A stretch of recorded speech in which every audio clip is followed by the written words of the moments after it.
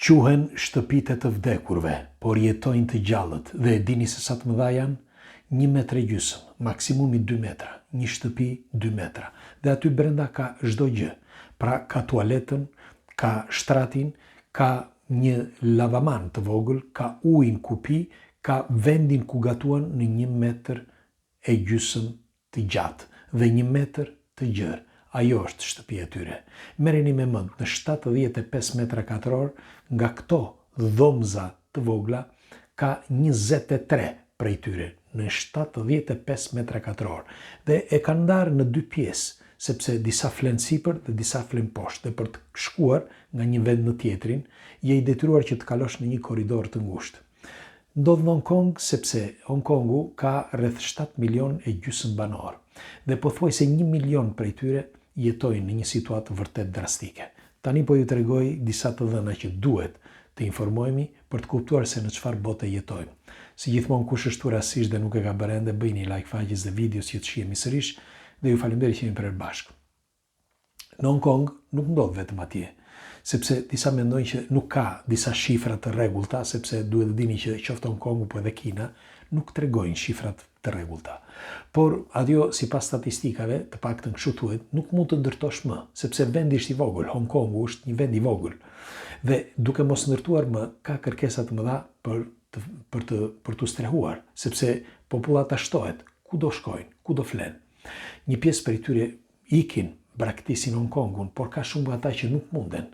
Dhe brenda këtyre shtëpizave të vogla kanë çdo gjë, një televizor të vogël, ose ndoshta edhe me anë të telefonit aty informojnë. Shkojnë në punë, marrin $1,000-1,200, varet nga, por $300 për afërsisht, ndoshta ndonjëherë edhe $500 i pagojnë për atë 1,5 metra që flen aty.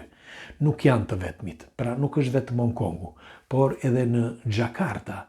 Në Xhakarta të Indonezisë, për ata që nuk e dinë, Xhakarta është qyteti më i populluar i planetit, me 42 milion banor.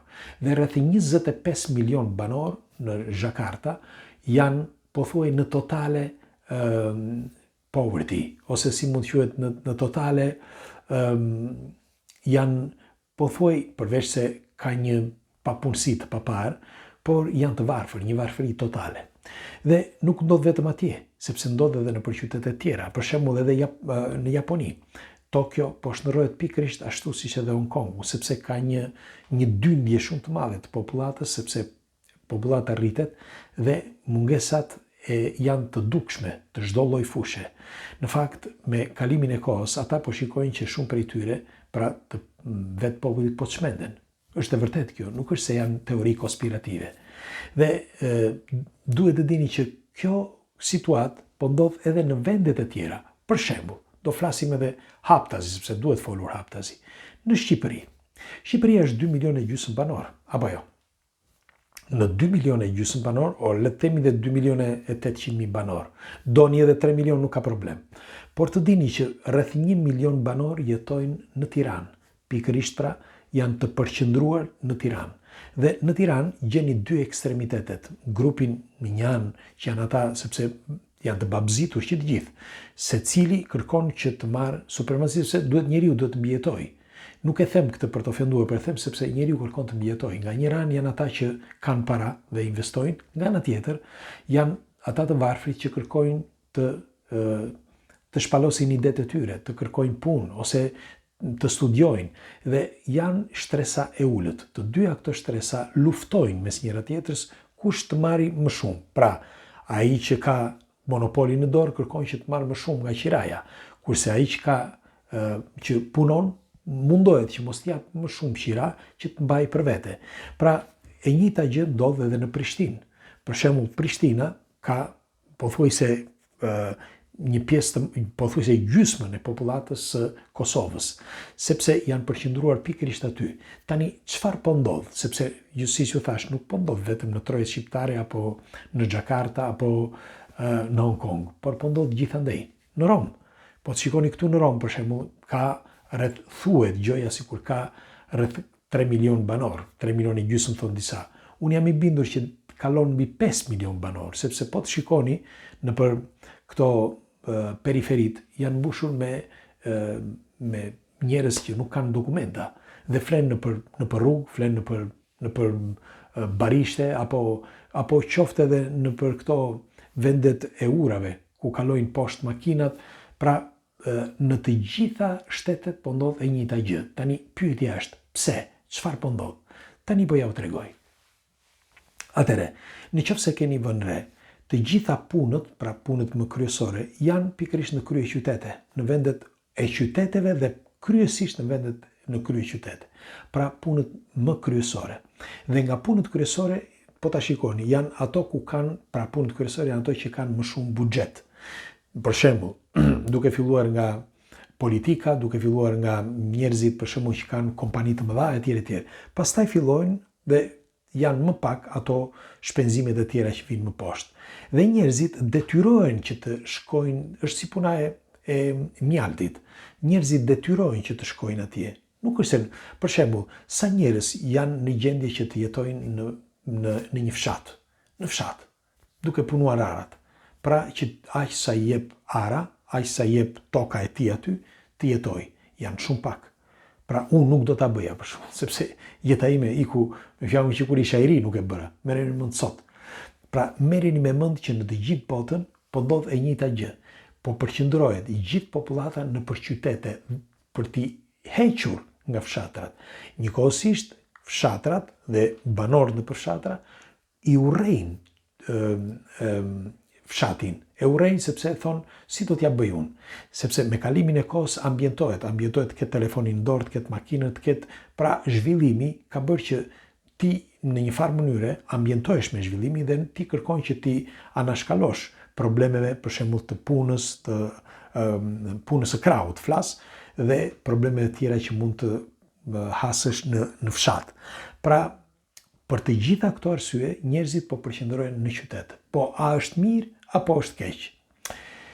Tregohet që brenda vitit 2030, sepse duket sikur të gjitha janë të projektuara që prej vitesh, të projektuara dhe të detyruara nga njëra anë që njerëzit të shtyhen dhe të jetojnë në një formë të tillë, pra drejt globalizimit. Dhe tregohet që deri në vitin 2030 duhet që njerëzit të jetojnë në qytete, pra t'i heqin nga fshatrat dhe të jetojnë në qytete. Tani, aty disa thonë që bëhet për një kontroll më të mirë, etj, për të qenë për shumë arsye. Nëse, por se ka gjëra që edhe nuk thuhen, por po thosha, në qoftë se është kështu, atëre pse nuk i rregullojnë këta njerëz që është shtresa e ulët, sepse jetojnë në disa vende, jetojnë në mënyrë mizerable. Për shembull, në Hong Kong, si që thash, përveç se është 1 metër për 1 metër, janë rreth 100-200.000 këta që jetojnë në 1 metër, por ka dhe tjerë që jetojnë në një shtëpi pak më të madhe, që janë për shembull 3-4 metra, 5 metra që juve ndoshta ju duket fantazi, por janë shtëpi. Për ata janë shtëpi. Dhe po thoshja, pse nuk i ndihmojnë këta? Për shembull, në Hong Kong, këta që marrin rreth $1,200, $1,500, shkojnë dhe pagojnë $300 apo deri në $500 në këto shtëpiza varresh, si quhen, sepse futen aty brenda dhe aty jetojnë. Bile ka shumë nga këto janë pa dritare dhe ata që nuk e durojnë dot klaustrofobin apo erën e keqe që është, vdesin para kohe. Përveç se aty është mbushur me insekte që i pickojnë insektet dhe vdesin nga shumë, sepse insektet përcjellin edhe sëmundje dhe vdesin edhe nga shumë sëmundje. Pra, pse nuk një jetë vërtet e tmerrshme, sepse ka mburarej një dokumentar që ka njerëz që jetojnë aty prej 17 vitesh, 20 vitesh, pra në një situatë të tillë, sepse për shtëpitë popullore, për shembull ato që thuhen që ja jep shteti, kujt do t'japim më përpara? Janë 7,5 milionë banorë, siç u thash, tani nuk janë të gjithë varfër, por një pjesë e madhe prej tyre janë të varfër. Si do t'ja bëj populli, nëse shteti që nuk ka vende, sepse nuk ndërtohet më, aq është ndërtuar, nuk ndërtohet më, s'ka më vende. Dhe po thoshja, pse nuk i ndihmon atëre këta, meqense shteti është kaq i organizuar dhe mendon për të ardhmen e njeriut, pse nuk i ndihmon? Të ndihmojnë njëherë këta dhe pastaj tesin përpara. Pra, duhet të dini që në bazë të projektit, një pjesë e madhe e njerëzve, ata të quajtur parazit apo që nuk arrin dot që të kalojnë fundin e muajit, për shumë arsye, qoftë për arsye financiare, qoftë për arsye shëndetësore, qoftë për arsye inteligjencë, qoftë për shumë arsye, këta me kalimin e kohës do pastrohen dal nga dal, nga vetë shoqëria, nga vetë mënyra e jetesës. Dhe shtetit kjo, në një farë mënyre, i leverdis, sepse ndërkohë i merr të ardhurat financiare, sepse nuk ja merr atit varfrit, por ja merr atit pasurit, sepse i varfri pagon të pasurit dhe ai, pra shteti, i merr taksat të pasurit. Kështu që i kthehet çdo herë shtetit.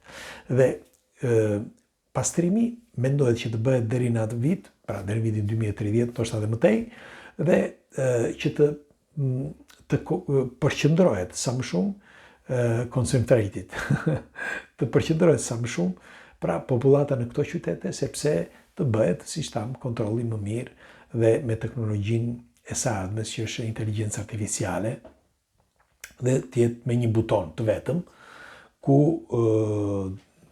ata që jetojnë në përfshatra nuk mund të arrijen, kështu që duhet se s'bën që të gjenden të gjithë bashkë. Pres komentet tuaja se çfarë mendimi keni dhe ju nëse do të jetonit ju në një shtëpiz 1,5 metër për 1 metër. Pra 1,5 metër e gjatë, 1 metër e gjerë dhe 1 metër e lartë. Më thoni, a mundet të jetoni aty, të keni çdo gjë aty brenda, pra një shtëpi e madhe e reduktuar në 1,5 metër ose 2 metra. Pres komentet tuaja. Natën e mirë dhe mbani mend që atje jashtë ka miliona njerëz që vuajnë. Ne jemi me fat që të paktën jemi këtu, me aq sa mundemi. Ju përqafoj, kalofshi bukur.